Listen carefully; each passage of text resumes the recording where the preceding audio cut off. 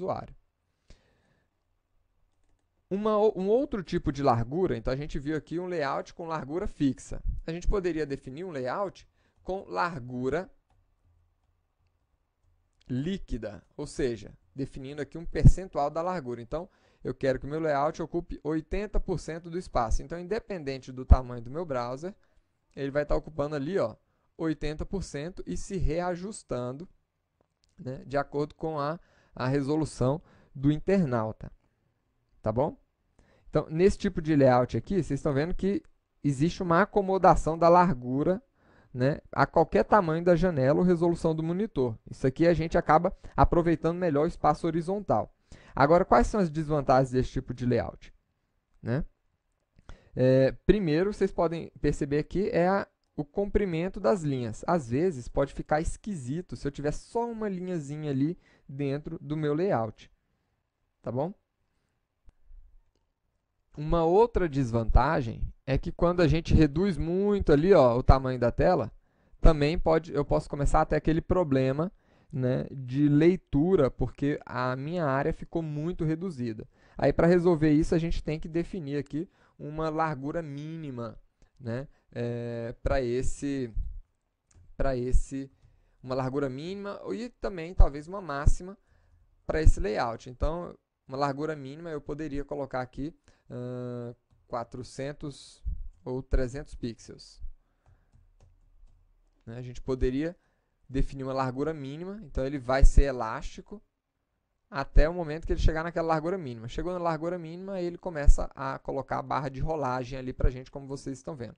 Mas aí, a partir desse momento, a gente já perdeu toda essa liquidez do nosso layout. E eu tenho um outro tipo de layout, que é o layout elástico. O layout elástico, né, ele pode ser aqui uma opção para esse layout líquido, tá? E em lugar de definir as larguras aqui em percentual ou fixa, a gente define essa largura com base na largura aqui, no tamanho da fonte que a gente está adotando.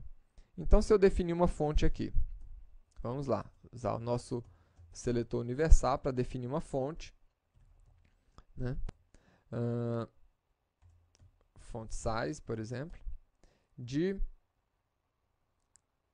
12 pixels.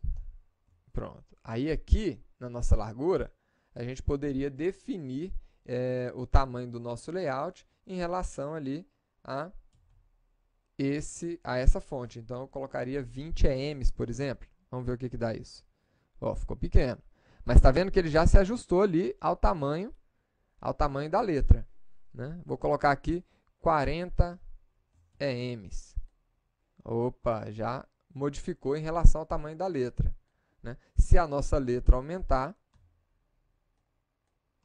né, aí o tamanho do layout também aumenta seguindo a proporção da letra.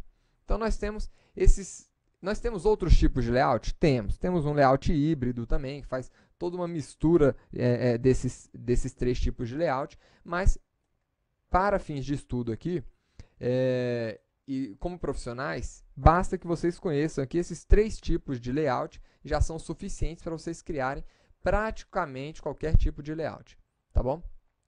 Uma outra coisa que nós temos é a questão da centralização. Quando nós estamos construindo um layout, então vamos lá, como é que eu construo um layout fixo? Vou colocar aqui, ó, o width 500 pixels. Ótimo. Né? Ou poderíamos colocar aqui um layout, né? Um layout aqui líquido, 90%. Vamos deixar assim. Né? O que acontece, né, na maioria das páginas? Na maioria das páginas, você vê elas centralizadas aqui dentro do browser. Olha aí. Aqui está centralizado, centralizado, centralizado. Então, existe sempre uma centralização do layout. Né?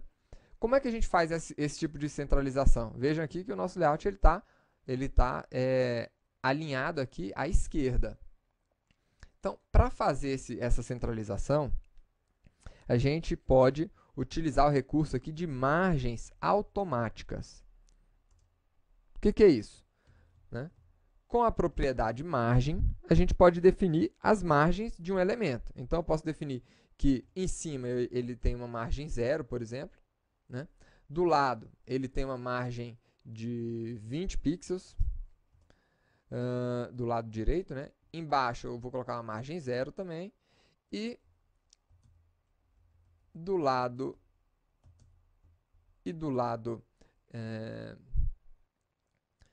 esquerdo seria o restante. Só que eu não sei qual que é o restante.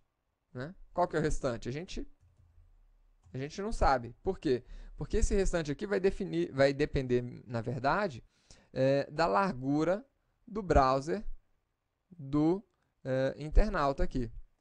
Então, para isso, existe a possibilidade da gente definir as nossas margens da seguinte maneira. 0 pixels acima, eu coloco a palavra-chave alto, né? Que ela vai fazer o que, essa palavra-chave alto?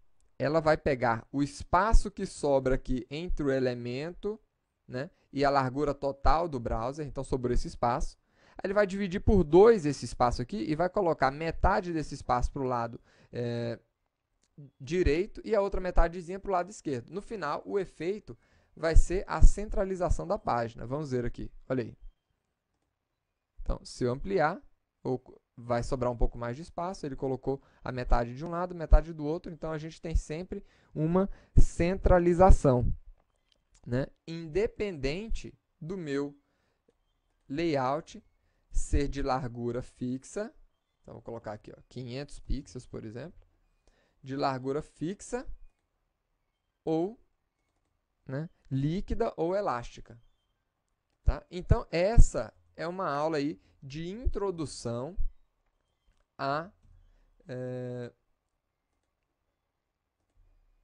ao layout utilizando aqui CSS, tá bom?